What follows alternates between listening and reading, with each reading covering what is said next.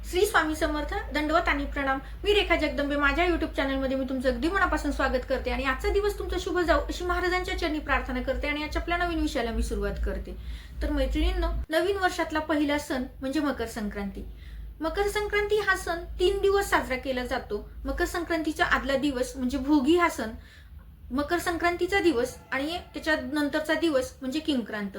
भोगी, संक्रांत आणि किंक्रांत असा हा 3 दिवसाचा सण आहे.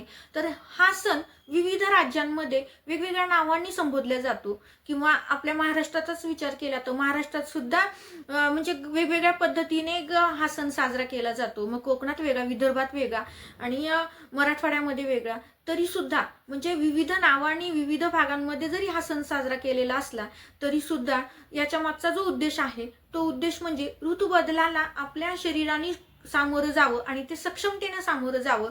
आपल्याला कुठल्याही रोगाला कुठल्याही सामोरं जावं लागू नये, तेवढ्या पद्धतीने आपल्याला आपलं शरीर सुद्धा बळकट ठेवायचं आहे. यामागचा उद्देशच हा आहे की नावं जरी वेगळी असली तरी आपण शारीरिकदृष्ट्या सक्षम बनणं म्हणजे भोगी हा सण साजरा करणं किंवा मकर संक्रांती हा सण साजरा करणं. असं आपण धार्मिक कथेनुसार असं म्हणतो की संक्रांतीच्या दिवशी संकरासुराचा वध झाला, किंक्रांतीच्या दिवशी किंकरासुराचा वध झाला आणि दुष्टांपासून सगळ्या जनतेचा बचाव झाला. ही जरी आध्यात्मिक कथा असली तरी सुद्धा शास्त्रीय कारण असं आहे की आपण म्हणजे बोचऱ्या थंडीला सामोरं जाणार आहोत. कारण थंडी ही संपणारी थंडी ही बोचरी थंडी असते, कारण थंडीचं प्रमाण खूप वाढलेलं असतं. उन्हाळ्याची नुकतीच चाहूल झालेली असते, जसं की रात्र लहान होते आणि दिवस कणाकणाने मोठा होणारा असतो. त्यामुळे ह्या बदलाला आपल्याला सामोरं जायचंय. तर हा बदल फक्त आपल्यातच नाही तर तो भौगोलिक दृष्टिकोनातून सुद्धा बदल होतो, कारण ह्याच काळामध्ये सूर्य हा धनु राशीतून मकर राशीमध्ये प्रवेश करत असतो. त्यामुळे तो दक्षिण दिशेकडून उत्तरेकडे त्याचं हळूहळू संक्रमण होत असतं. त्यामुळं हे भौगोलिक स्थितीमध्ये सुद्धा बदल होत असतात. तर ते बदल आपल्या शरीराने योग्य पद्धतीने सामोरं जावं. ते सामोरं जाताना आपल्याला कुठल्याही आपल्या शरीराला अपाय होणार नाही याची काळजी आपल्याला घ्यायची आहे. तर ह्याची काळजी कशी घ्यायची आहे तर ती काळजी घेण्यासाठी आपल्याला निसर्गाने खूप काही गोष्टी दिलेल्या आहेत तर त्या अंगीकारायच्या. म्हणजे त्या भोग म्हणजे काय तर भोग घेणं, उपभोग घेणं. तर ज्या निसर्गाने ज्या गोष्टी दिलेल्या आहेत त्याचा आपल्याला उपभोग घ्यायचा आहे. मोठ्या प्रमाणात आपण उपभोग घ्यायचा की जेणेकरून हा उपभोग घेतल्यामुळं आपलं शरीर सदृढ, बलवान होईल, सक्षम होईल, की जेणेकरून त्या ऋतू बदलाला आपण सक्षमतेनं सामोरं जाल आणि सामोरं जाताना आपल्या शरीराला कुठलाही अपाय होणार नाही. म्हणजे हाच त्या मागचा उद्देश आहे. नावं जरी विविध असली तरी हेतू मात्र सगळ्यांचा हाच आहे. आणि आपल्या भारतामध्ये आपण प्रत्येक सणामागं कुणाबद्दलची तरी कृतज्ञता व्यक्त करत असतो. तर ह्या सणामागे आपण इंद्रदेव आणि सूर्यदेवाबद्दल कृतज्ञता व्यक्त करणार आहोत. आणि म्हणजे इंद्रदेवाने जी आपल्याला पिकं भरपूर दिलेली असतात ती पिकं आपल्याला फक्त खायलाच भेटत नाही त्यातून, तर आपली समृद्धी सुद्धा वाढण्याचं एक काम करतात. त्याच्यामुळं आपल्याला इंद्रदेवाचं सुद्धा पूजन करायचंय. पण नित्य नियमानं सूर्यदेवाचं तर दर्शन घेतोच, कारण सूर्यदेवता ही अशी देवता आहे की आपल्याला नित्य डोळ्यासमोर आपल्या वावरते. म्हणजे सूर्योदयापासून ते सूर्यास्तापर्यंत आपण सूर्यदेवाचं, चंद्रदेवाचं दर्शन घेत असतो. आपण विविध देवता ऐकलेल्या आहेत, पाहिलेल्या नाहीत, परंतु सूर्य आणि चंद्र अशा देवता आहेत ज्या आपण म्हणजे सढळ डोळ्यांनी आपण त्या पाहतो. त्याच्यामुळं ह्या सूर्यदेवाचं सुद्धा आपल्याला पूजन करावायचं आहे. मग आता संक्रांती जर आपण 3 दिवसाचा सण आहे तर आपण आज पाहूयात की संक्रांतीचा आदला दिवस जो आपण भोग म्हणतो की भोग घेणं म्हणजे उपभोग घेणं, तर त्या भोगीचं महत्व आहे किंवा त्या भोगीची पौराणिक कथा काय आहे, त्याच्या मागे आध्यात्मिक कारण काय आहेत किंवा भोगीच्या दिवशी काय करायचंय. तर मैत्रिणींनो, भोगीच्या दिवशी सगळ्यात पहिल्यांदा सांगते सगळ्या स्त्रियांनी डोक्यावरून स्नान करायचं असतं. कारण असं आपण म्हणतो की गुरुवारी डोक्यावरून स्नान करायचं नाही, त्यामागे सुद्धा काही कथा आहे. तर त्याच पद्धतीनं पुराणिक कथेनुसार आपण भोगीच्या दिवशी सगळ्यांनी डोक्यावरून स्नान करायचं, जेणेकरून जी काही नकारात्मकता आपल्यामध्ये आहे ती नकारात्मकता धुतल्या जावी. असं म्हणतात की काळ्या रंगाकडे ही नकारात्मकता जास्त आकर्षिल्या जाते. तर आपल्या डोक्यावरती केस काळे असतात त्याच्यामुळं म्हणजे सगळी नकारात्मकता ती जी आहे ती आपल्या शरीरातून निघून जावी म्हणून आपल्याला डोक्यावरून स्नान करून घ्यायचंय असं आध्यात्मिक कारण सांगतात. तर या पद्धतीने मग आपण डोक्यावरून स्नान करून आपल्यातली नकारात्मकता काढून आपल्याला इंद्रदेवाचं पूजन करायचं आहे. आणि ह्या दिवशी म्हणजे भोगीच्या दिवशी जी आपण घरातली आपली पूजा करतो तर ती पूजा करताना इंद्रदेवाला मात्र आवर्जून आठवणीत स्मरणात ठेवून पूजन करायचे. त्या इंद्रदेवाला स्मरून जर आपण पूजन केलं तरच त्या दिवशीचं पूजन आपल्याला फलदायी ठरतं किंवा ते पूजन केल्याचं पुण्य आपल्याला मिळतं. त्यामुळे आवर्जून आपल्याला इंद्रदेवाला स्मरणात ठेवूनच पूजन करायचंय. थोडक्यात काय तर इंद्रदेवाचं आपल्याला त्या दिवशी नामस्मरण किंवा पूजन करायचं आहे. कारण इंद्रदेवानी निसर्गाच्या माध्यमातून आपल्याला पिकाच्या स्वरूपामध्ये खूप काही भरभराट दिलेलं आहे आणि जे निसर्गाने आपल्याला भरभरून दिलेलं आहे तर ते भरभरून आपल्याला उपभोगायचं आहे म्हणजे भोगीचा दिवस. तर ह्या भोगीला अनन्यसाधारण महत्व यासाठी आहे की भोगीच्या दिवशी जे निसर्गामध्ये फळभाज्या पालेभाज्या किंवा जे काही निसर्गाने दिलेलं आपल्याला खाण्याच्या वस्तू आहेत त्या मोठ्या प्रमाणात आपल्याला खायच्यात. तर त्या कोणत्या वस्तू जसं की भुईमुगाच्या शेंगा किंवा तुरीच्या शेंगा हरभऱ्याच्या शेंगा त्यासोबतच वांगी गाजर मुळा यासारख्या ज्या फळभाज्या पालेभाज्या ज्या आहेत त्या आपल्याला सगळ्या अंगीकारायच्या आहेत. आणि त्यासोबतच तीळ आणि गुळ याचा सुद्धा समावेश करायचा आहे. तर तीळ आणि गुळाचं महत्व तुम्हाला माहितच आहे कारण आपण तीळ आणि गुळ हे एकमेकांना वाटून त्याचा आनंद घेत असतो. म्हणजे एक दानाचं सुद्धा आपलं महत्व होतं आणि निसर्गाने जे आपल्याला दिले ते आपण खाऊन आपलं शरीर सदृढ बनतं हे सुद्धा एक त्यामागचं म्हणजे महत्वाचं कारण आहे. कारण ही बोचरी हिवाळी थंडी असल्यामुळं ह्या तिळामुळं काय होते आपल्या शरीरामध्ये एक स्निग्धता निर्माण होते. कारण वाढत्या थंडीमुळं आपल्या शरीरामधलं पाण्याचं प्रमाण कमी झालेलं असते. कारण थंडी असल्यामुळे आपण पाणी इनटेक करत नाही म्हणजे पाणी जास्त पित नाही.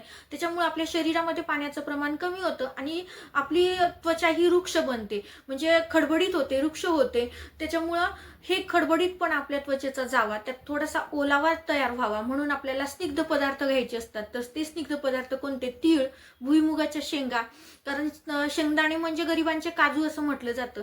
त्यामुळं या काळामध्ये आपल्याला भुईमुगाच्या शेंगा उपलब्ध होतात त्याच्यामुळे त्या भुईमुगाच्या शेंगा सुद्धा खायच्यात.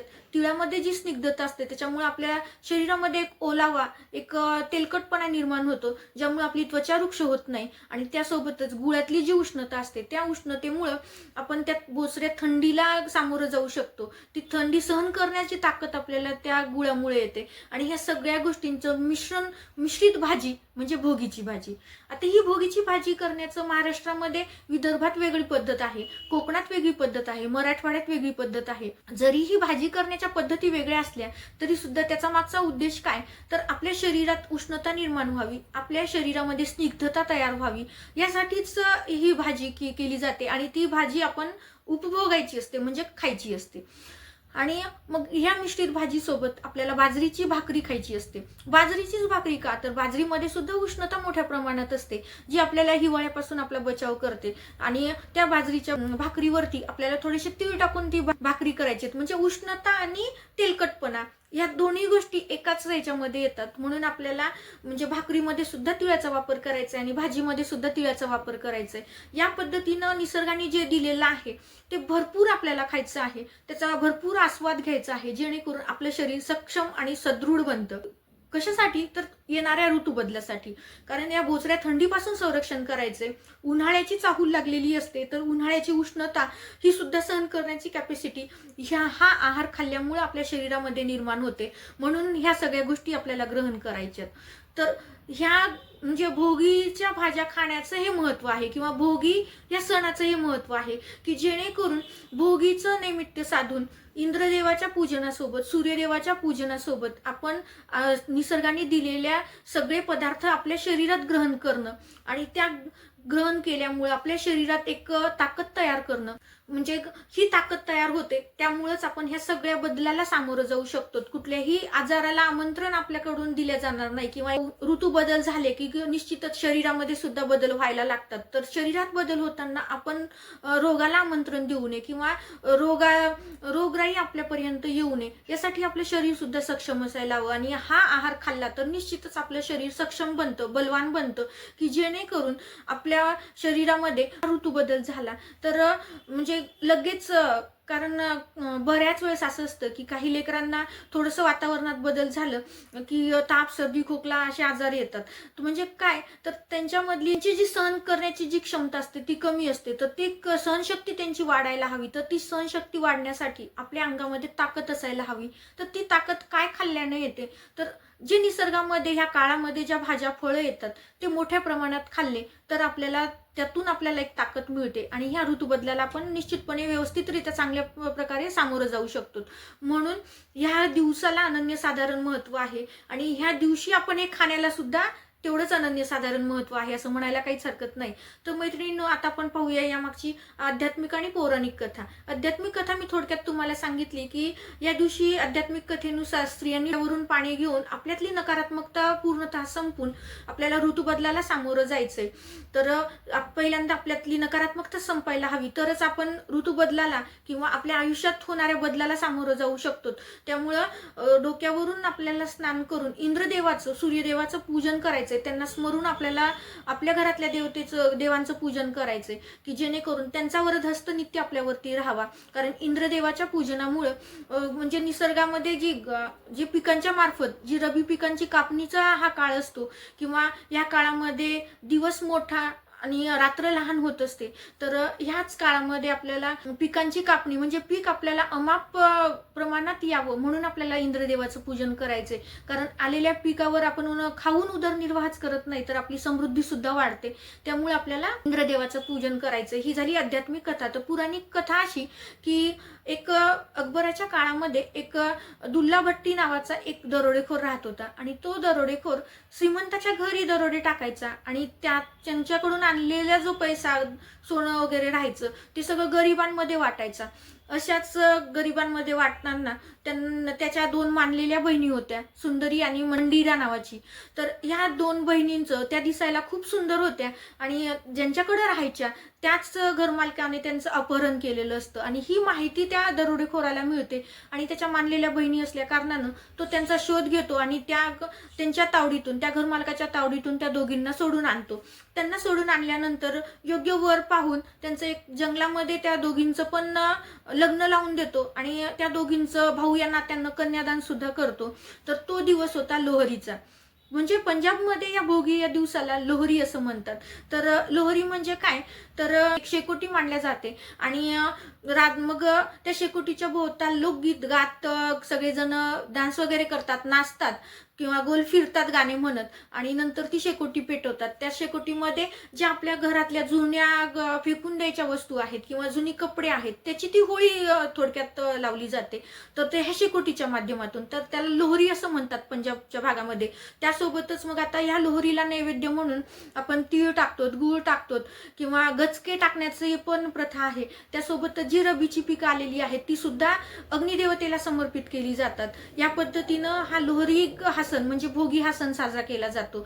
तर म्हणजे भोगीला काय करायचंय की आपल्या काही जुन्या जळमट ज्या वस्तू आहेत त्या वस्तूची आपल्याला होळी पेटून द्यायची. म्हणजेच काय थोडक्यात एक नकारात्मकता आपल्या घरातून, आपल्या मनातून, आपल्या शरीरातून ही सगळी नकारात्मकता बाहेर टाकून द्यायची आणि आपल्याला नवीन बदलाला सामोरं जायचंय. आपल्या आयुष्यामध्ये खूप काही चांगल्या गोष्टी घडणार असतात. त्या चांगल्या गोष्टी घडण्यासाठी आपल्याला स्वतःला तयार करायचं असते. तर यामागची ही पौराणिक कथा आहे की त्या दिवशी लोहरी हा सण होता. म्हणजे वाईटाचा नाश त्यांनी केला आणि त्याच्या मानलेल्या बहिणीच्या नवीन आयुष्याला सुरुवात झालेली होती. म्हणजे तो दिवस होता भोगीचा. म्हणजे या पद्धतीनं आपण असं म्हणतो की ह्या भोगीच्या दिवशी, या लोहरीच्या दिवशी म्हणजे नावं जरी वेगळी असली तरी ह्या दिवशी आपल्याला सगळ्या जुन्या कटू आठवणी आपल्याला टाकून द्यायच्यात. या भोगीच्या दिवशी म्हणजे फक्त आपल्याला निसर्गात भेटलेले पदार्थच खायचे नाहीत तर ज्या नकारात्मकता वाढवणाऱ्या गोष्टी आहेत त्या सगळ्या आपल्याला मागे टाकून द्यायच्यात, त्यांचा जाळ करून टाकायचा, जाळून टाकायच्यात आणि आपल्याला नवीन गोष्टी अंगीकारायच्यात ज्या आपल्यासाठी, आपल्या भविष्यासाठी चांगल्या असतील, आपल्या कुटुंबासाठी चांगले असतील. त्या नवीन गोष्टींचा स्वीकार करायचा आहे. जे आपल्याला मकर संक्रांतीच्या दिवशी तिळगुळ खाऊन गोड करायचं आहे. म्हणूनच ह्या सणाला गोड खाण्याचा सण किंवा आनंद उत्साहाचा सण असं म्हणलं जातं. कारण सगळ्या वाईट गोष्टी आपल्याला भोगीच्या दिवशी मागे टाकून द्यायच्या. वाईट गोष्टी कोणत्या, तर आपल्या आयुष्यातली नकारात्मकता असतो किंवा आपल्या नात्यातला कुठला कडूपणा असेल तर तो सुद्धा आपल्याला मागे टाकून द्यायचा आहे. आणि आपल्या नात्यामध्ये आणखीन गोडवा निर्माण करण्यासाठी आपल्याला तिळगुळ एकमेकांना देऊन आपण हा सण साजरा करत असतो. तर या प्रकारची ही पौराणिक कथा आहे. दिलेली माहिती साधी सोपीच आहे, पण मला ती तुमच्याशी शेअर करायची होती. आवडली असेल तर लाईक करा, शेअर करा आणि आपल्या चॅनलवरती जर नवीन असाल तर चॅनलला निश्चितच सबस्क्राईब करा. अशाच एका नवीन व्हिडिओ सोबत, अशाच एका नवीन माहिती सोबत पुन्हा भेटूया. श्री स्वामी समर्थ. दंडवत आणि प्रणाम.